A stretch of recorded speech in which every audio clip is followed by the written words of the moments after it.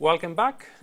This is going to be an additional example where we will be asked to find a current, or actually a few different currents, in our very first circuit schematic.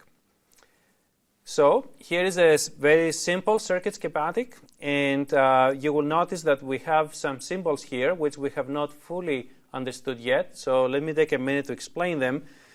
This circle that you see here with the arrow in it actually signifies a current source. What is a current source? This is something we're going to discuss later on, but essentially a current source is a device that outputs in the circuit a specific amount of current. In this case is given as 5 amps, and the arrow you will see inside the circle is essentially the current flow direction. So we have 3 of those current sources. There is a 5 amp current source that you can imagine that as shooting current upwards. There is a 2 amp current source that results in a downward current, and there is another downward current whose value is 3 amps. We also have 2 devices shown with these rectangles here. We don't really know what these devices are. They could be really anything. However, really doesn't matter. The main question that we want to answer here is how much current flows through these devices and how much is also this current I2. Now, a lot of times in this class, you will be asked to find current.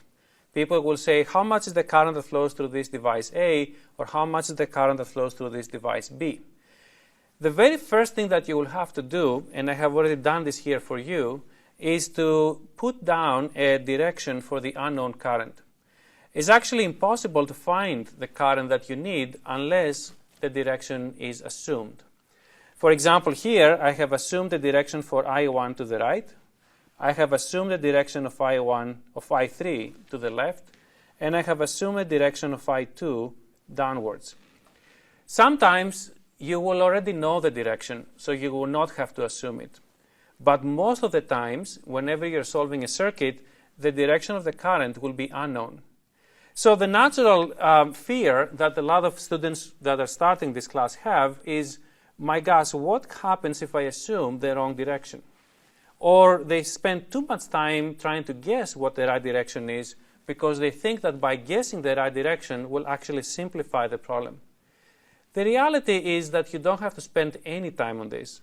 Just go ahead and assume a direction, solve the problem, and if the result is negative, it simply means that the direction is the opposite of what you had assumed. For example, if we assume the direction I1 is shown here, and let's say another student had assumed the opposite direction for I1, the result for the student with the green arrow would have been the negative of the result with the student with the red arrow. So again, you really do not have to spend the time thinking of what the right direction is. Go ahead and assume one, stay with that, and at the end of the day, you will know exactly the value. So let's suppose that we assume the directions I1, I2, and I3, and let's see if we can find the values of those assumed currents. I'm going to start with the current I2 because that's probably the easiest one for you to see how much is the value. So I2 is really a downward current and is really the current that flows through the current source that has a value of 2 amps. So it really doesn't take much guessing to say that the current I2 will be equal to 2 amps. It's really the current that flows through this current source whose value is already known. In a similar way, we can start looking at currents I1 and I3. For example, if I look at this current I1, it really is nothing different than the current that actually comes out of this 5 amp current source. So if I look at this current I1, I will basically be able to write down that I1 is equal to 5 amps. In a very similar way, I can think about I3.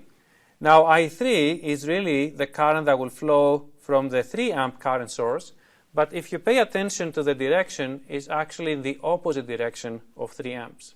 So that means that I3 will be equal to negative 3 amps. So this is really the end of this example. We were able to find correctly the values of I1, I2, and I3. And again, I want to make sure that from this early point in the class, that when people ask you to find the current, you probably have to assume a direction, and you don't have to spend too much time thinking of the direction. Just assume one and find the value. If the result is negative, like for example is in the I3, it simply means that the true current is the opposite of what you assumed. So thank you. We'll see you next time.